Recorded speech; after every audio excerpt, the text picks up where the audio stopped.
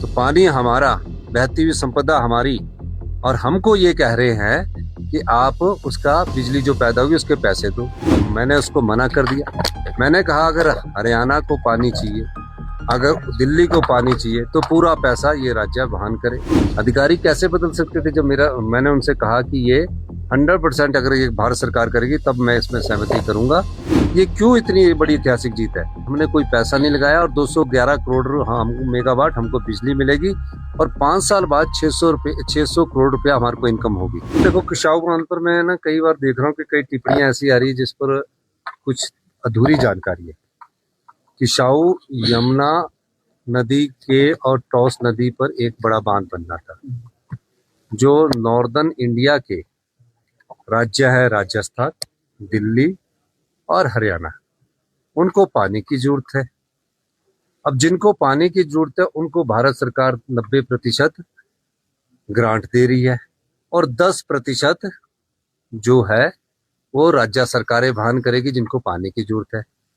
बनना हिमाचल और उत्तराखंड के पानी पर है, उनकी बाउंड्री पर है। 70% जो एरिया उत्तराखंड का था, पिछली भारतीय जनता पार्टी की सरकार ने एक समझौता किया, एक सहमति दी। उस सहमति के अनुसार कि हम जो इस बांध से 422 मेगावाट बिजली पैदा होगी, जो दोनों राज्य उत्तराखंड और हिमाचल प्रदेश को मिलेगी, उसका पैसा हम वहन करेंगे।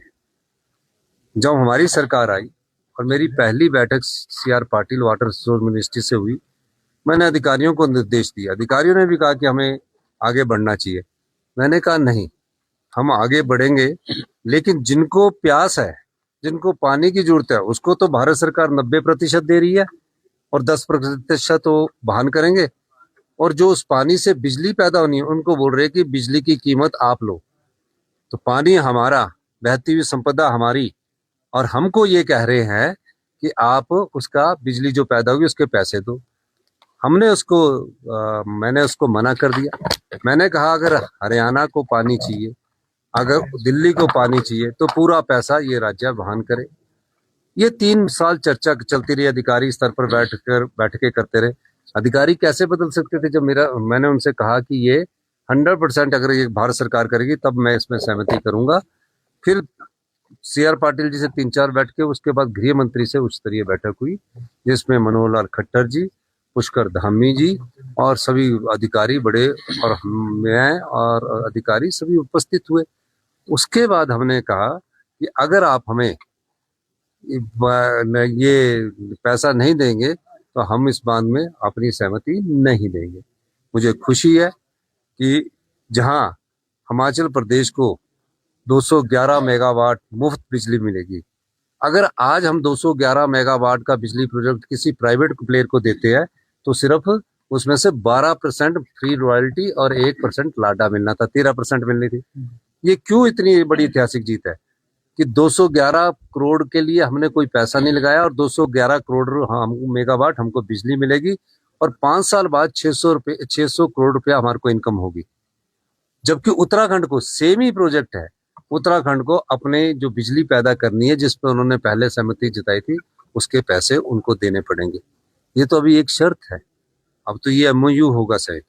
इसके साथ मैंने एक और कंडीशन लगाई है, अभी आपको मैं बताना चाहता हूँ कि हरियाणा जो 2011 से सुप्रीम कोर्ट ने हिमाचल प्रदेश सरकार के पास के फेवर में फैसला दिया है, जिसमें BBMB का एरियर 7.19 के हिसाब से जो हमें देने की बात की गई है, उसमें कभी हरियाणा अड़चन डाल देता है, कभी पंजाब अड़चन डाल देता है, कभी राजस्थान अड़चन डाल देता है।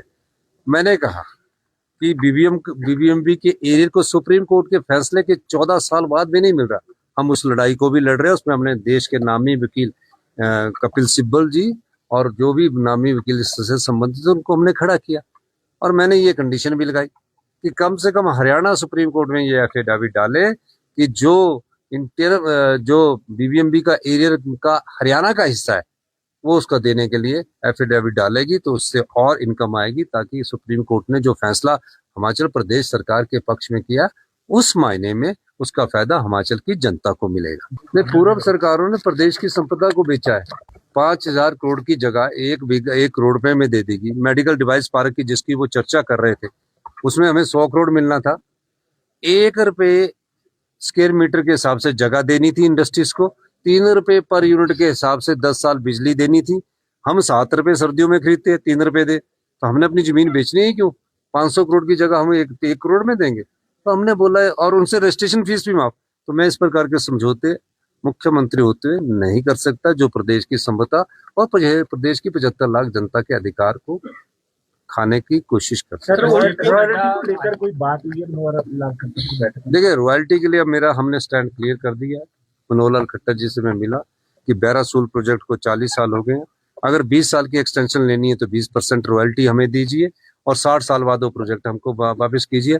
और जिन प्रोजेक्टों में अभी 12% रॉयल्टी मिलती है, अगर वो प्रोजेक्ट कर्जा मुक्त हो चुके हैं तो हमें उसकी रॉयल्टी बढ़ानी पड़ेगी और 40 साल प्रोजेक्ट हिमाचल प्रदेश को मिलेगा। हम उस समय नहीं होंगे, लेकिन हिमाचल के लोग होंगे, हिमाचल की युवा पीढ़ी होगी। जो बात हम कह रहे हैं वो एक सत्य है, क्योंकि रॉ मटेरियल वाटर है, फिनिश गुड इलेक्ट्रिसिटी है, उसमें कोई पैसा खर्च नहीं होता। उसके बारे में हमारा पत्राचार चल रहा है। जहां सपनों को मिलती है सही दिशा और मेहनत को मिलता है मुकाम, ज्ञान, संस्कार और उत्कृष्ट शिक्षा का संगम, हिमाचल की सुरम्य वादियों में स्थित करियर पॉइंट यूनिवर्सिटी हमीरपुर विद्यार्थियों को प्रदान कर रही है गुणवत्तापूर्ण शिक्षा, आधुनिक सुविधाएं और उज्जवल भविष्य की राह। तो दे अपने करियर को नई पहचान, क्योंकि यहाँ सिर्फ डिग्री नहीं बल्कि सफलता की मजबूत नींव रखी जाती है।